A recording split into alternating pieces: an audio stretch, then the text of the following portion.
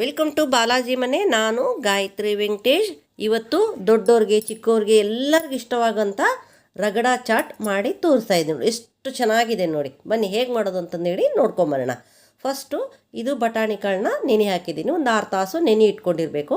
ಅವೆಲ್ಲ ನೀರು ತೆಗೆದುಬಿಟ್ಟು ಈಗ ಇದನ್ನು ಒಂದು ಕುಕ್ಕರ್ನಲ್ಲಿ ಹಾಕ್ತಾಯಿದ್ದೀನಿ ನೋಡಿ. ಅದಕ್ಕೆ ಹಾಕಿಬಿಟ್ಟು ಅದರಲ್ಲಿ ಒಂದು ಆಲೂಗಡ್ಡೆ ಸಿಪ್ಪೆ ತೆಗೆದು ಹಾಕಿದ್ದೀನಿ, ಒಂದು ಟೊಮೆಟೊ ಎಲ್ಲವನ್ನು ಹಾಕಿ ಅದಕ್ಕೆ ಅದು ಮುಳುಗೋಷ್ಟು ನೀರನ್ನು ಹಾಕೊಂಬಿಟ್ಟು ಅದಕ್ಕೆ ಅರಶಿನ ಪುಡಿ ಮತ್ತು ಸ್ವಲ್ಪ ಉಪ್ಪು ಹಾಕಿ ಲಿಡ್ಡು ಮುಚ್ಚಿಬಿಟ್ಟು ಅದನ್ನು ಕುಕ್ಕರು ಸ್ಟವ್ ಮೇಲೆ ಇಟ್ಟು ಆ ಸ್ಟವ್ ಆನ್ ಮಾಡಿಬಿಟ್ಟು 5 ವಿಸಿಲು ಹೊಡಿಸ್ಬೇಕು ನೋಡ್ರಿ. ಅದು ಈಗ 5 ವಿಸಿಲು ಆಗಿದೆ, ತಣ್ಣಗಾಗಿದೆ. ಈಗ ತೋರಿಸ್ತಾ ಇದ್ದೀನಿ ನೋಡಿ.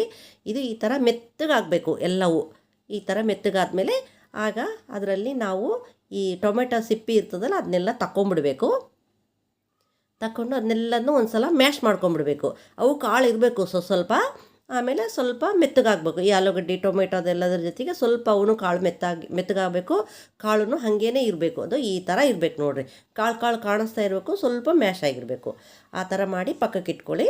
ಒಂದು ಕಡಾಯಿನ ಸ್ಟವ್ ಮೇಲೆ ಇಟ್ಬಿಟ್ಟು ಎಣ್ಣೆ ಹಾಕ್ಬಿಟ್ಟು ಅದರಲ್ಲಿ ಸ್ವಲ್ಪ ಪಲಾವ್ ಎಲೆ ಮತ್ತು ಖಾರ ಪುಡಿ, ಜೀರಿಗೆ ಪುಡಿ, ಧನಿಯಾ ಪುಡಿ ಎಲ್ಲದನ್ನೂ ಹಾಕಿ ಒಂದು ಸಲ ಚೆನ್ನಾಗಿ ಕೈ ಆಡ್ಕೊಂಡು ಆಮೇಲೆ ನಾವಿದು ಬೇಯಿಸಿಟ್ಕೊಂಡಿದ್ವೆಲ್ಲ ಬಟಾಣಿ ಕಾಳನ್ನ ಈಗ ಅದರಲ್ಲಿ ಹಾಕೊಂಡ್ಬಿಡ್ಬೇಕು. ಹಾಕ್ಕೊಂಡು ಒಂದು ಸಲ ಕೈ ಆಡಿಕೊಂಡು ಅದಕ್ಕೆ ಒಂದು ಅರ್ಧ ಗ್ಲಾಸ್ನಷ್ಟು ನೀರನ್ನ ಹಾಕ್ಕೊಂಡು ಅದನ್ನ ಚೆನ್ನಾಗಿ ಕುದಿಲಕ್ಕೆ ಬಿಡಿ. ಅಷ್ಟರಲ್ಲಿ ಅದಕ್ಕೆ ಸ್ವಲ್ಪ ಕೊತ್ತಂಬರಿನ ಹಾಕ್ಕೊಂಡು ಕುದಿಲಕ್ಕೆ ಬಿಟ್ಬಿಡಿ. ಚೆನ್ನಾಗಿ ಕುದಿಬೇಕು, ಅದೆಲ್ಲ ಹೊಂದ್ಕೋಬೇಕಲ್ಲ, ಅದಕ್ಕೋಸ್ಕರನೇ ಕುದಿಬೇಕು. ಈ ಥರ ಆಗಬೇಕು ನೋಡಿ, ರೆಡಿ ಆಗಬೇಕು.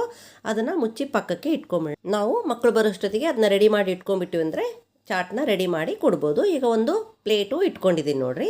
ಆ ಪ್ಲೇಟ್ ಇಟ್ಕೊಂಡು ನಮಗೆ ಎಷ್ಟು ಬೇಕೋ ಅಷ್ಟು ಅದರಲ್ಲಿ ನಾವು ಮಾಡಿದಂಥ ಪಲ್ಯನ ಅಷ್ಟರಲ್ಲಿ ಇದು ಪಲಾವ್ ಎಲೆ ಇರ್ತದಲ್ಲ ಅದನ್ನು ತಕ್ಕೊಂಬಿಡಿ.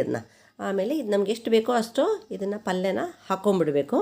ಹಾಕ್ಕೊಂಡು ಅದಕ್ಕೆ ಹೆಚ್ಚಿದಂಥ ಈರುಳ್ಳಿನ ಹಾಕ್ಕೋಬೇಕು, ಸಣ್ಣಗೆ ಹೆಚ್ಚಿರಬೇಕು. ಆ ಥರ ಈರುಳ್ಳಿನ ಹಾಕ್ಕೊಳ್ಳಿ. ಆಮೇಲೆ ಸ್ವಲ್ಪ ಜೀರಿಗೆ ಪುಡಿ, ಆಮೇಲೆ ಸ್ವಲ್ಪ ಖಾರ ಪುಡಿ, ಸ್ವಲ್ಪ ಚಾಟ್ ಮಸಾಲ ಮತ್ತು ಸ್ವಲ್ಪ ಧನಿಯಾ ಪುಡಿ ಹಾಕ್ಬಿಟ್ಟು ಆಮೇಲೆ ನಾವು ಇದು ಗ್ರೀನ್ ಚಟ್ನಿ. ಈ ಗ್ರೀನ್ ಚಟ್ನಿ ವಿಡಿಯೋ ಮತ್ತು ಮೀಠಾ ಚಟ್ನಿದು ವಿಡಿಯೋನು ಆಲ್ರೆಡಿ ನಾವು ನಮ್ಮ ಚಾನಲ್ನೇ ಅಪ್ಲೋಡ್ ಮಾಡಿದ್ದೀನಿ, ನೋಡಿ.